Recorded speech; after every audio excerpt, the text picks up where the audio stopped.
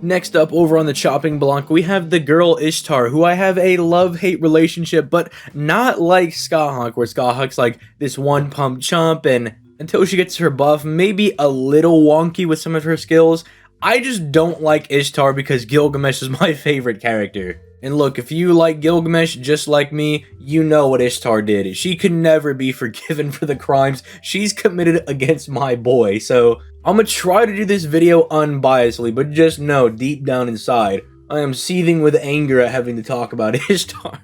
But with that being said, she should be going up on Rate Up the day after this video goes up. Like, this video should go up, and Ishtar should be going out on Rate Up in like the next 20-ish hours, something along those lines. So hopefully this can prep you guys for when she does come out and answers any questions you might have about the servant. Let's go ahead and move right into this, starting off with Ishtar's hits, which again, like a lot of the servants we've been talking about that have been going on this scaling Rate Up, as a year 1 servant, Ishtar got off pretty good with how high her hits are. I mean, even though she has pretty low NP gain at 0.45%, she has double arts cards with 4 hits each, and spoiler alert, Ishtar is actually a crit servant, so you will be getting crits on those arts cards when you see them. At least you should be able to get crits on said arts cards with her naturally high star absorption being an archer, and the amount of stars she herself can produce, not to mention any that you might be getting with like a Merlin or another star genning servant.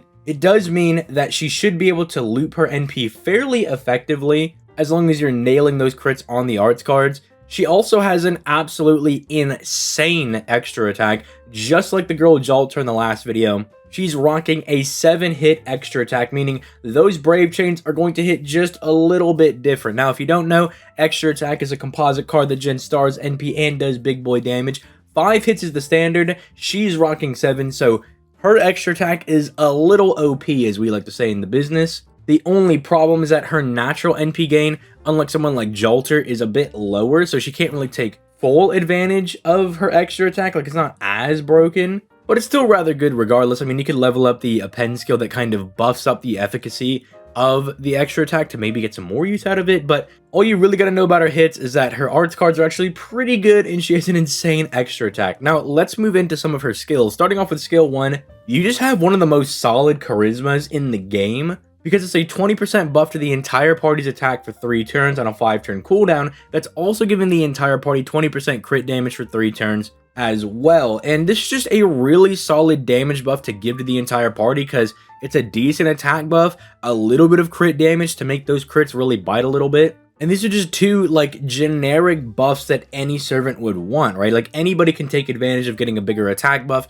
and any servant can take advantage of just their base crit damage getting leveled up. My only criticism is that like 20% right now is a little bit low for crit damage, but she is a year 1 servant, so it's understandable that they weren't like, she gives the entire party 50% crit damage. Like, she doesn't do anything that insane, right? She's not Himiko or anything. But one of the good parts about it is that she's not a buffing servant. Like, she's your primary DPS that is also going to be giving buffs to the entire party as well. So again, kind of like we talked about Jalter in yesterday's video, because of this skill, she can kind of function as well as a pseudo buffer, especially with one of the effects on her NP, and it just makes Ishtar that much better. But yeah, her charisma is very, very strong.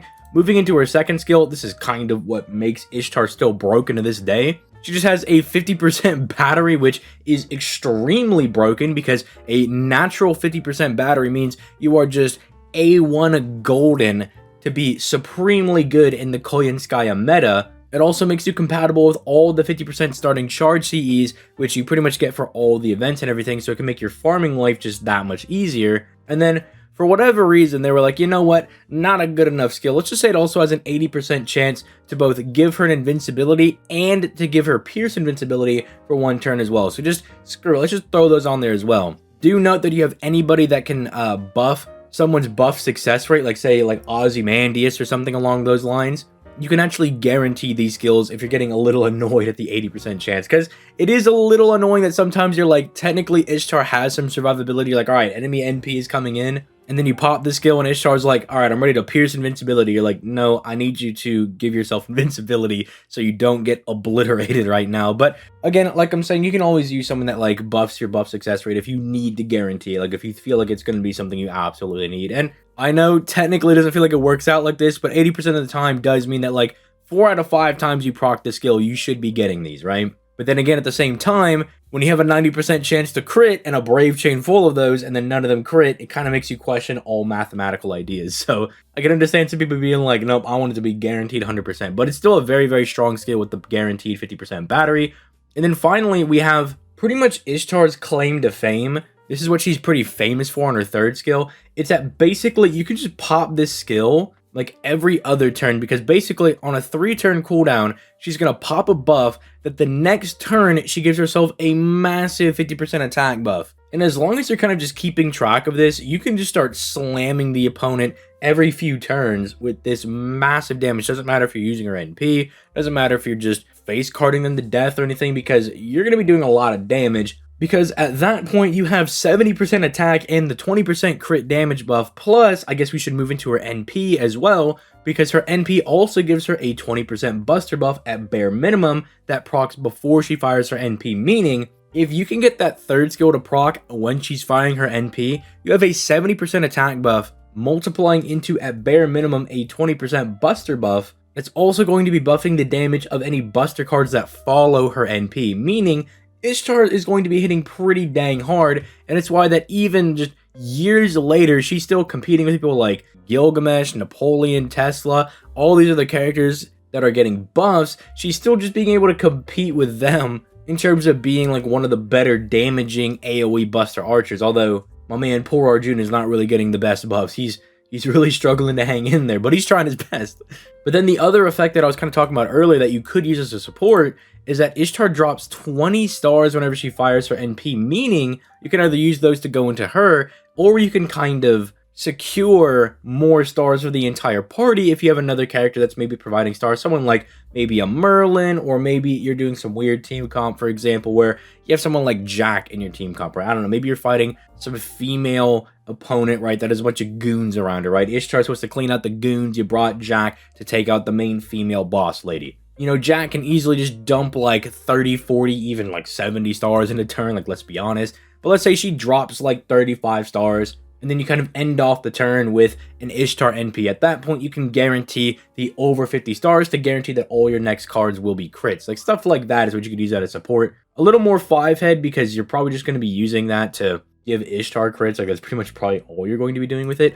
But just some like interesting things you can do with Ishtar. All that being said, is she worth summoning for? That kind of depends, because even though Castoria is coming out in a few months, and I would always advise you to save for Castoria, Ishtar is a bit interesting because she has a 50% battery. She's a really good premium archer, and she's really strong with Koyanskaya. And that's kind of like the next meta right after Castoria. Now, I still think Castoria's meta is way better than Koyanskaya's, and I can maybe do a video on that later if you guys want, but the gist of it is Koyanskaya, and to some extent even Scotty, they both require you to have very specific accounts to be able to use them effectively, whereas Castoria pretty much doesn't care what she have. As long as you got blue cards, she can make it work. That's why she's so OP.